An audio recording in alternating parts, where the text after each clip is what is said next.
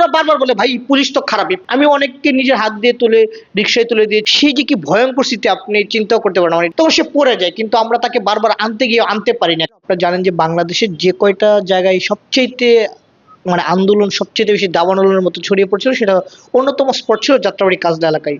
18 জুলাই এবং 19 জুলাই আমি যখন অন দ্য স্পটে ছিলাম, এখানে তো কোনো কমান্ড ছিল না, যে যার মতো করে আন্দোলনে অংশগ্রহণ করছে। এখানে আমি দেখেছি যে আমার চোখের সামনে অনেক মানুষ মারা গেছে, মানে আমার সাথের লোকও গুলি খেয়ে মারা গেছে। সে যে কি ভয়ঙ্কর স্থিতি আপনি চিন্তাও করতে পারেন, মানে এটা আসলে কল্পনা করলে অনেকটা আটকে ওঠার মতো। তো তারপর আমরা দেখেছি মানুষ আসলে পিছু হয় নাই। একটা মানুষ মারা গেলেও তাকে কোনো ক্রমে 2-3 জন মিলে কি নিয়ে যাওয়া, তারপরে আপনার আবার সামনে এগিয়ে যাওয়া। এই যে স্মৃতি আমি এখনো বলতে পারি না। আমার সবচাইতে ভয়ঙ্কর একটা স্মৃতি মনে পড়ে শুক্রবার দিন 18 জুলাই খুব সম্ভবত।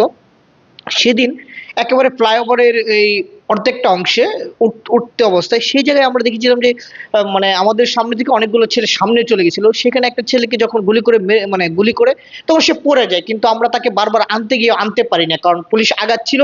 ও বারবার ওইখানে অনেকক্ষণ সেই অবস্থায় ছিল, প্রায় 1 থেকে দেড় ঘন্টার মতো এই অবস্থায় ছিল। তার পরবর্তীতে আমরা জানতে পারি যে ওই ছেলেটা মারা গেছে। ওকে আমরা আনতে যাই বারবার, কিন্তু পুলিশ যখন সামনে গেছে তখন আর পারে না। এরকম প্রায় আমার সামনে মিনিমাম 50 থেকে 60 জন মানুষ মারা গেছে এই 18 জুলাই এবং 19 জুলাই। মানে আমি অনেককে নিজের হাত দিয়ে তুলে রিক্সায় তুলে দিয়েছি, আবার অনেকে হাসপাতাল নিয়ে যাওয়ার জন্য অন্যদেরকে বলেছি। এরকম একটা ভয়ঙ্কর স্মৃতির মধ্যে দিয়ে গেছে এই সময়টা। শুরুটা কোটাকে কেন্দ্র করে হলে পরবর্তী আন্দোলনে কিন্তু মানুষের যে দীর্ঘদিনের আওয়ামী ফ্যাসিবাদের যে দুঃশাসনের যে জাতাকলে মানুষ যে নিষ্পেষিত ছিল, এই ক্ষোভটাকে প্রকাশ করার মতো ওরকম প্লেস পাচ্ছিল না। কিন্তু এই আন্দোলনটা একটা সময় গিয়ে এরকম প্লেস তৈরি করেছে, ফলে সাধারণ মানুষও কিন্তু এই আন্দোলনে সম্পৃক্ত হয়েছে। ফলে মানুষ আসলে মরার ভয় করে নাই।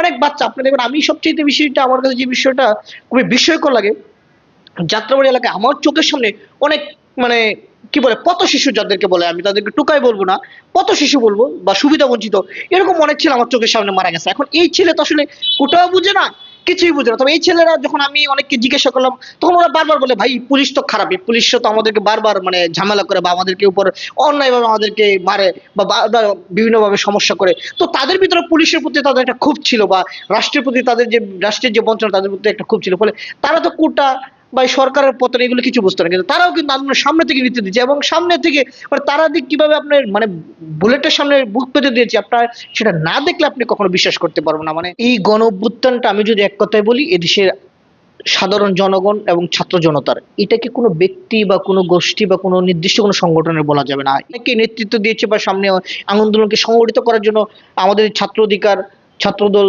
শিবির হয়তো তখন এতটা ফ্রন্টে ছিল না। তো শিবিরের একটা নানা পরিস্থিতির মধ্য দিয়ে তারা কিন্তু আসলে সেই পরিচয়টা দিতে পারেনি। ফলে এই আন্দোলনকে কোনো নির্দিষ্ট ব্যক্তির বা নির্দিষ্ট গোষ্ঠীর আমি কখনোই বলবো না, ইভেন আমাদের নিজেদেরও দাবি করবো না। আমি মনে করি আন্দোলনটা এই দেশের স্বতঃস্ফূর্ত সাধারণ মানুষের ছিল, যার কারণে আন্দোলনটা সফল হতে বাধ্য হয়েছে।